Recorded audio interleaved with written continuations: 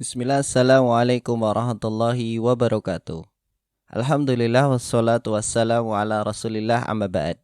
Anak-anak yang Ustadz sayangi, membuka pertemuan kita pada semester ini kita akan belajar tema yang pertama. Tema yang pertama berjudul pertumbuhan dan perkembangan makhluk hidup. Pada tema yang pertama ini nanti dibagi menjadi 4 subtema.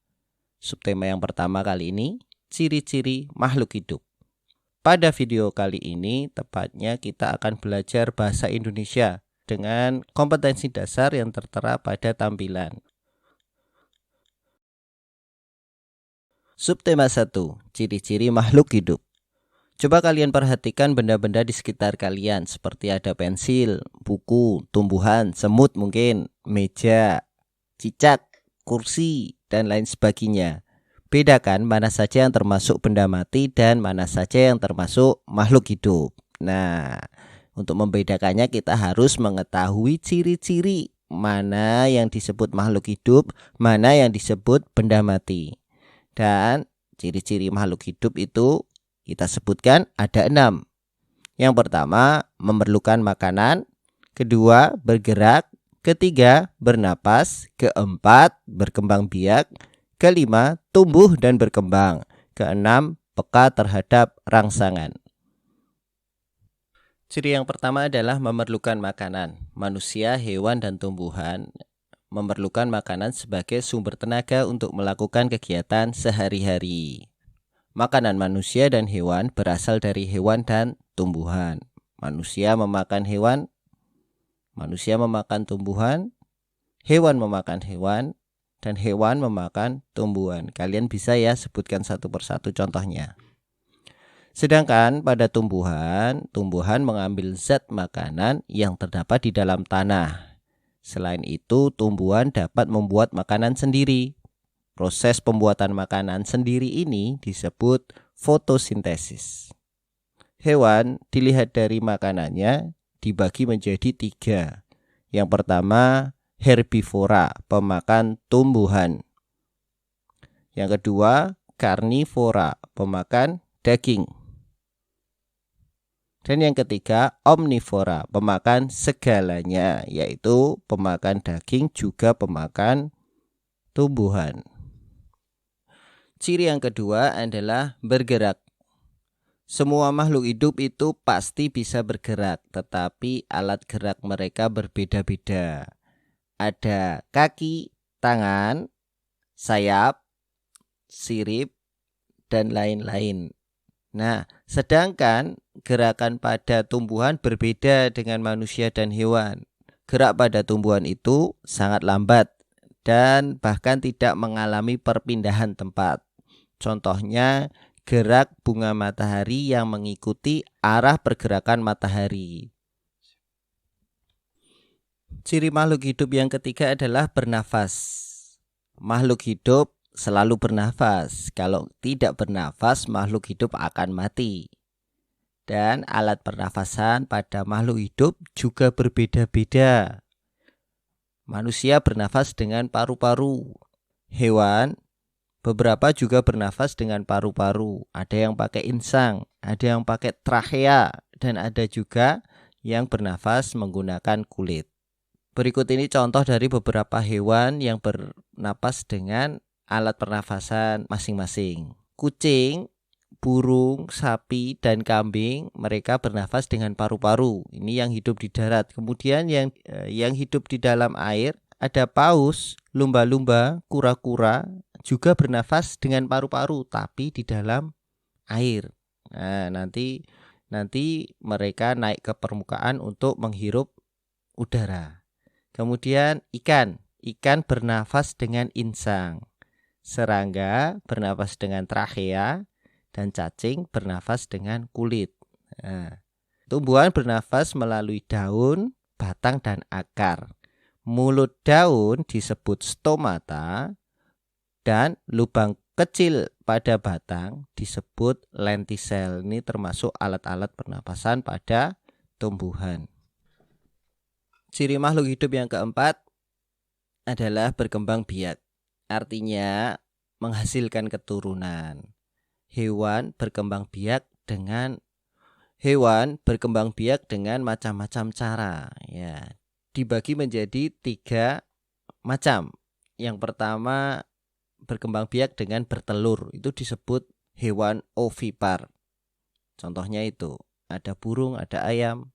Kemudian yang kedua berkembang biak dengan cara beranak atau melahirkan, disebut vivipar. Contohnya ada harimau sama gajah.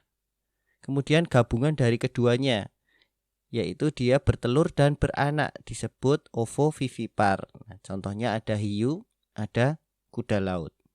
Sedangkan pada tumbuhan terjadi perkembangbiakan generatif dan perkembangan generatif adalah perkembangbiakan yang diawali dengan proses perkawinan, yaitu nanti adanya penyerbukan pada tumbuhan tersebut. Sedangkan vegetatif terjadi tanpa ada proses perkawinan. Nanti dibagi lagi vegetatif alami dan vegetatif buatan. Ciri yang kelima adalah tumbuh dan berkembang. Pertumbuhan sendiri artinya pertambahan ukuran tubuh, bisa tingginya, bisa beratnya, dan bisa besarnya. Berikut ini fase atau tahapan pertumbuhan yang terjadi pada manusia.